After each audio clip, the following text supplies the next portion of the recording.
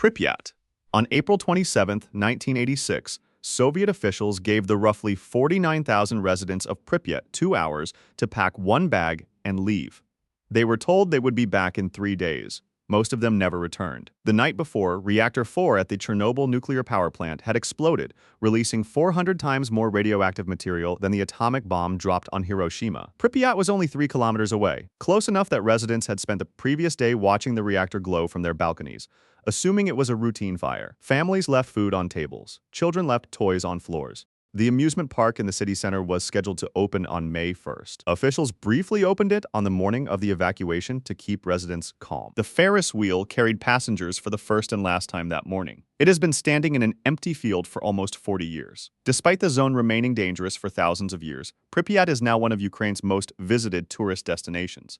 Hashima Island. Hashima Island is 15 kilometers off the coast of Nagasaki. It is barely half a kilometer long. In 1959, it was one of the most densely populated places on Earth, 5,259 people living on 16 acres, a density greater than Manhattan. Mitsubishi had built the entire island upward to house the miners extracting coal from seams beneath the ocean floor, apartment blocks, a hospital, schools, a cinema, and gardens. On January 15, 1974, Mitsubishi announced the mine was closing. Petroleum had replaced coal as Japan's primary energy source, and the island ran out of high-grade coal. The last resident left on April 20th, 3 months after the announcement.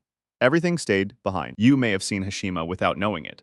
The island was the model for the villain's base in the 2012 James Bond film Skyfall. The production team said the real location was stranger than anything they could have designed. Despite 35 years of decay, it was designated a UNESCO World Heritage Site in 2015. Varosha.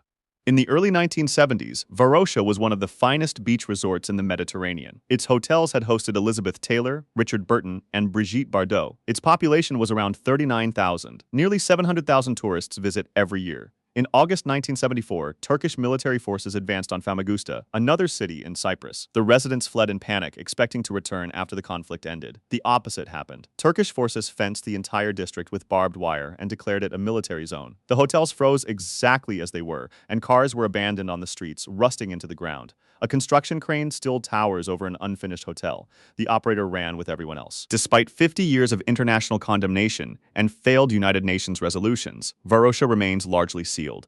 A city was interrupted mid-sentence in 1974, and it has been waiting ever since for a conclusion that has not come. Centralia. Beneath what used to be Centralia, Pennsylvania, a coal seam has been on fire since 1962. To this day, it's still on fire right now. Nobody has managed to stop it. It started with a garbage fire on May 27, 1962. Contractors lit the town's landfill to clean it out before Memorial Day. The landfill sat above an unsealed opening into old coal tunnels, running beneath the town. The fire went underground, found the coal seam, and never came out.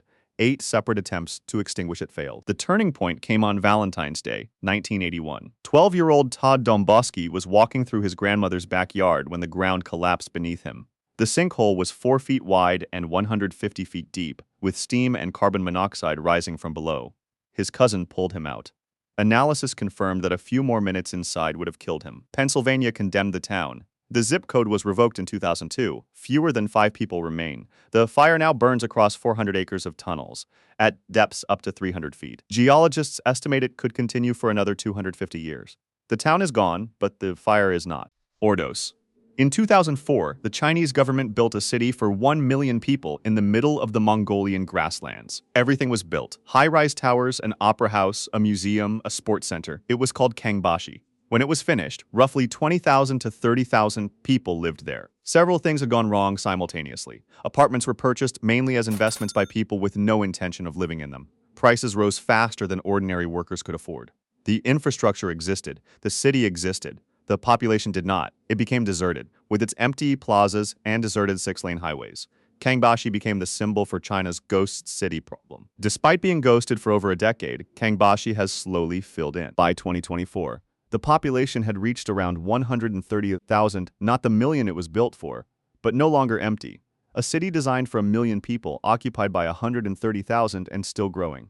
Fordlandia. In 1927, Henry Ford purchased 2.5 million acres of Amazon rainforest to build his own rubber supply. He then built an American town wholesale in the jungle, paved streets, a golf course, and a cafeteria serving hamburgers.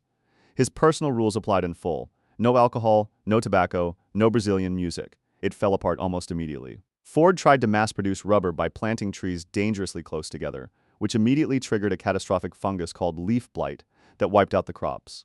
Within a year, 95% of the seedlings were dying. The workers rioted in 1930 over the food and the rules. When synthetic rubber made Fordlandia no longer relevant, Ford's successor sold the whole operation back to Brazil in 1945 at a fraction of its cost. Ford's total losses are estimated at around $200 million in today's money. Not one drop of rubber from Fordlandia ever went into a Ford vehicle. Henry Ford himself never even visited. The water towers are still there. The jungle has taken most of the rest. Forest City. In 2016, Chinese developer Country Garden began construction on 4 artificial islands off the coast of Malaysia, just across the water from Singapore. The project was called Forest City. This is what Country Garden imagined Forest City to look like. It was designed for 700,000 people, with a budget of $100 billion. Showrooms opened across China, selling luxury seafront apartments to investors. Sales moved fast. Then several things went wrong at once. In 2017, China capped how much money citizens could move abroad at $50,000 per year.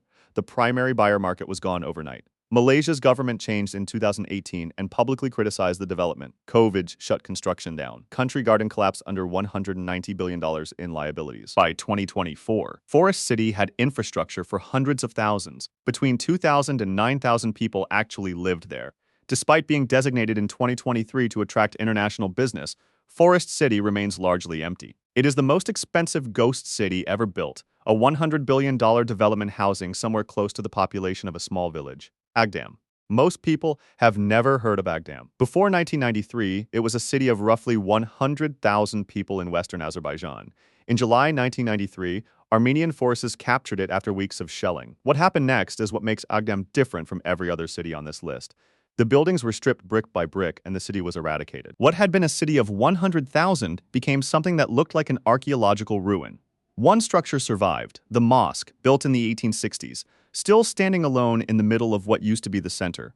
Journalists called it the Hiroshima of the Caucasus, not because of a bomb, but because of the scale of what was no longer there. Azerbaijan retook Agdam in November 2020. In May 2021, the government started rebuilding. Agdam is the only city on this list that was not simply abandoned. It was unmade.